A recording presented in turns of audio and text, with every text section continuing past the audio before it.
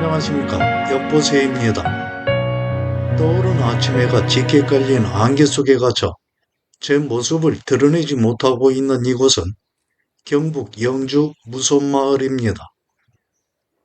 장마철인 요즘이지만 다행히 소강 상태를 이룰 것이라는 예보를 듣고 밤길을 택해 출발해 왔는데 예보대로 날은 맑아 오는 도중 밤하늘에는 금음달이 운치 있게 떠올라 길동무가 되기를 마다하지 않았습니다. 곳곳에서 조금씩 높아지는 고지대를 제외하고 안개도 없었는데요. 이렇게 이미 떠오른 해를 바라볼 수 있게 된 것은 도착하고 30분쯤 지나 수도교를 지나고 있는 때였습니다. 도착하고 바로 마주한 현실은 이랬는데요. 외부와 무서운 마을을 이어주는 긴 외나무 다리는 거칠게 쏟아진 장맛비로 이미 초토화되어 있는 상태였습니다. 나뭇가지와 식물의 줄기 등이 두껍게 외나무 다리를 휘감아 있고 다리 곳곳은 파괴되어 출입이 통제된 상황이었는데요. 수량이 넉넉해진 무서운 마을의 풍광을 담고자 했던 기대가 산산조각나는 순간이었습니다.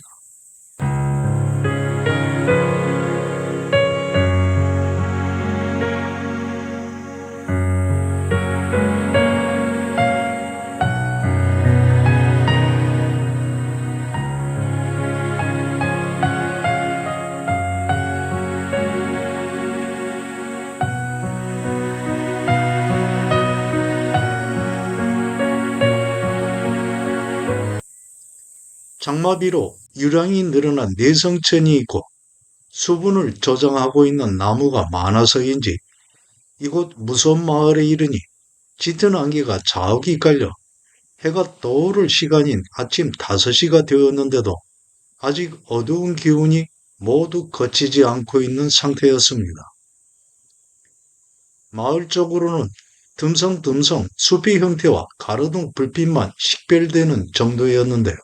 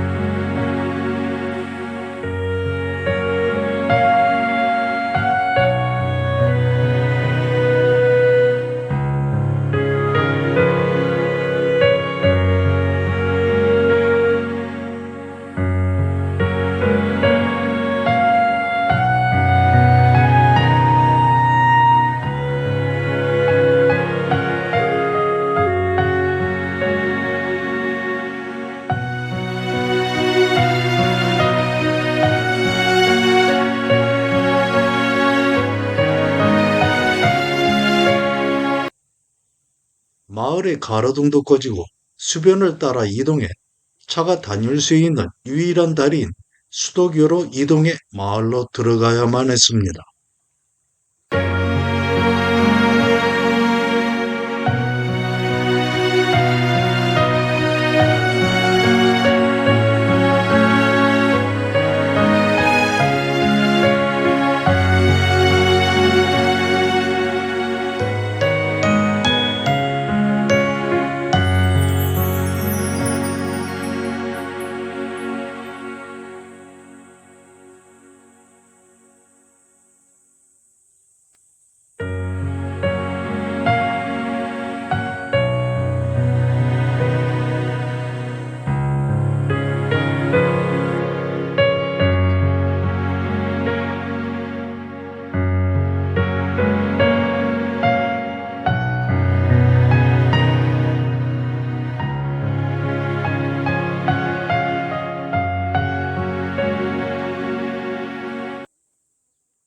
주차장은 바로 외나무 다리 앞 공터에 조성되어 있었고 들어서면 음악이 흐르는 관리되는 화장실도 있었습니다.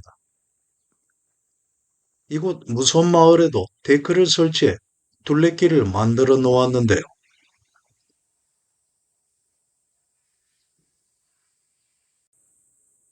안반을 뚫고 뿌리를 내린 나무들이 기세 좋게 눈길을 끌어당깁니다.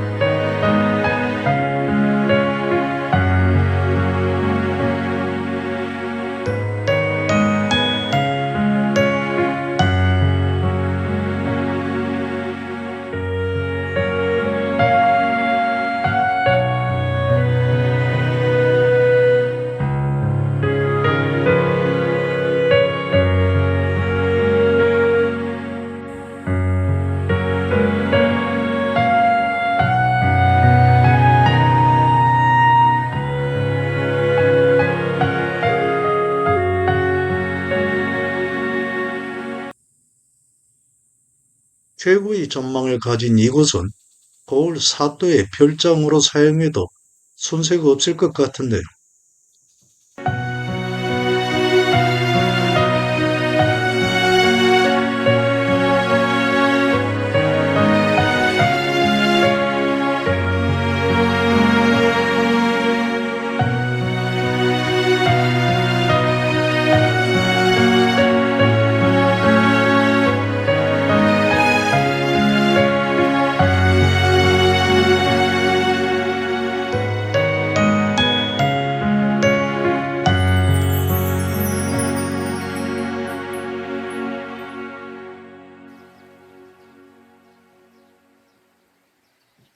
이렇게 수도교를 건너면서 세상을 비추어야 하는 바쁜 시간을 쪼개 이방인을 반겨주려 하는 햇님을 마주하게 된 것입니다. 내성천은 무손마을 동쪽과 서쪽, 북쪽을 굽이 돌아 흘러가는데요. 수도교가 놓인 곳이 무손마을로 보아 북쪽 방향이 될 것입니다. 때문에 물이 굽이 돌면서 북쪽은 침식되어 직벽을 이루고 마을 쪽으로는 모래등이 퇴적되어 넓은 지형을 이루게 된 것인데요.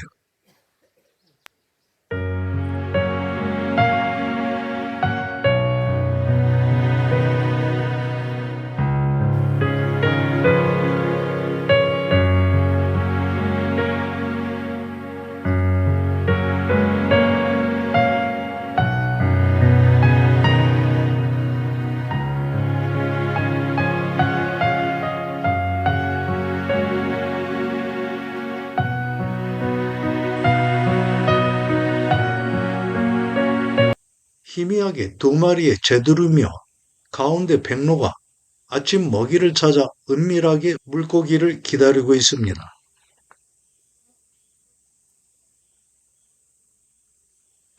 백로는 이것이 아니라고 판단했는지 재빨리 다른 곳으로 날아가는데요. 다른 하천이 유입되는 곳에는 얼음 팔뚝보다 커 보이는 물고기들이 떼를 지어 모여 있었습니다. 멀리서 바라본 생긴 모습은 잉어 같지는 않았고 메기 같아 보였는데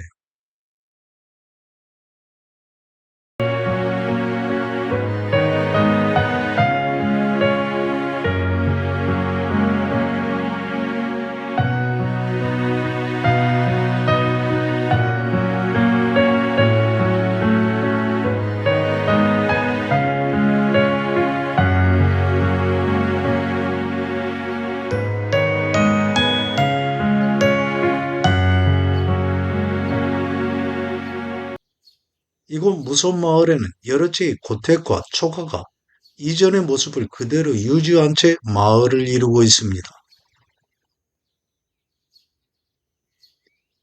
그 중에는 민박집으로 운영하기도 하고 카페와 음식점인 곳도 있는데요.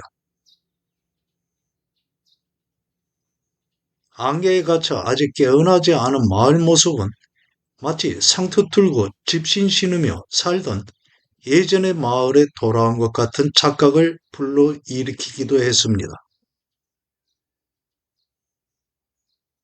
금방이라도 꽃머리를 길게 늘어뜨리고 쌀이비를 든 돌쇠가 문을 열고 나올 것만 같았는데요.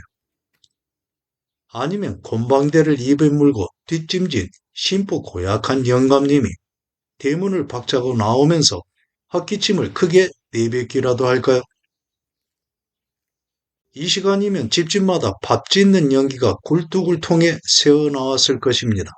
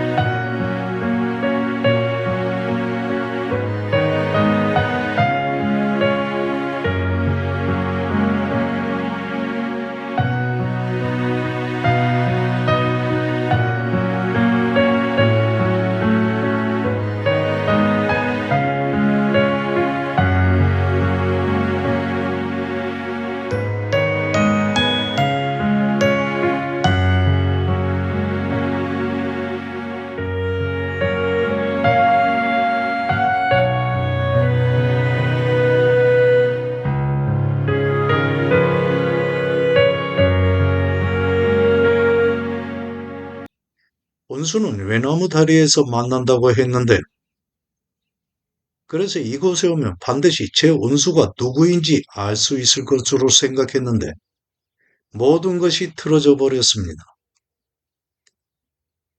처음 긴 외나무 다리 밑으로 한동안 내려오면 또 하나의 짧은 외나무 다리가 있습니다. 수도교에서 걸어 마을을 끼고 돌아 거의 반대쪽으로 이동한 위치인데요. 그러니 해가 다시 눈앞에 나타나 있습니다. 이곳 외나무 다리는 파괴된 정도가 더 심한데요.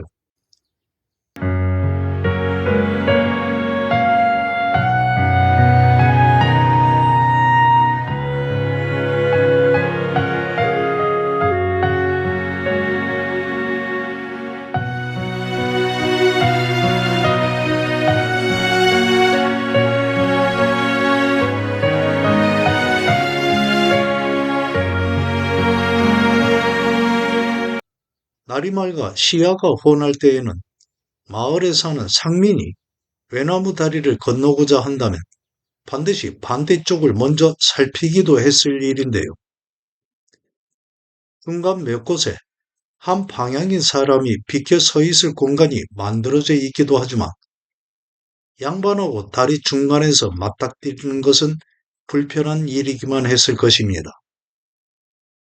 그런데 오늘과 같이 안개가 자욱한 날에는 어쩔 수 없이 하늘의 운수를 맡길 수밖에는 없었을 것인데요. 그렇게 다리를 건너다가 비켜 서 있을 공간도 없는 곳에서 양반과 마주쳤다면 그 결과는 어떻게 되었을까요? 아마도 10중 8구는 상민이 물속으로 뛰어들어야만 했을 것입니다. 마을을 돌아 나올 때는 안개도 어느 만큼 걷히고 있었습니다. 마을 쪽에서 바라본 긴 외나무 다리입니다. 시간이 흐를수록 퇴적층이 넓어져 갈수록 하천의 폭이 좁아지고 있지만 먼 이전의 시대에는 지금보다 물이 흐르는 하천의 폭이 더욱 넓었을 것인데요. 마을에 막 도착했을 때는 저 건너편에 서 있던 것인데요.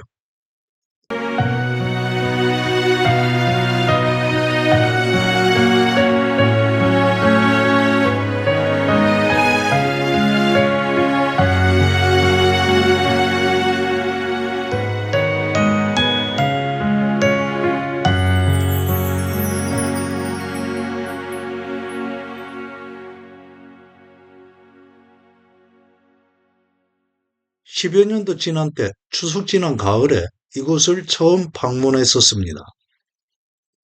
그때의 소감은 찬물에 밥을 말아 오이지와 된장 바른 풋고추를 반찬 삼아 먹는 생각이 저절로 떠오르는 감성이었는데요. 어릴 적 어머니와 아버지에 대한 잊혀져 가던 추억 또한 눈앞에 현실인 것처럼 생생하게 떠올랐습니다.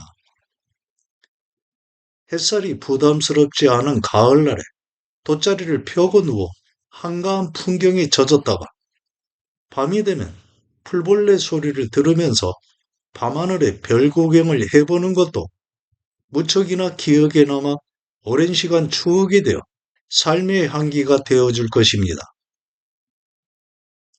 수도교에서 외나무 다리 쪽을 바라보고 있는데요.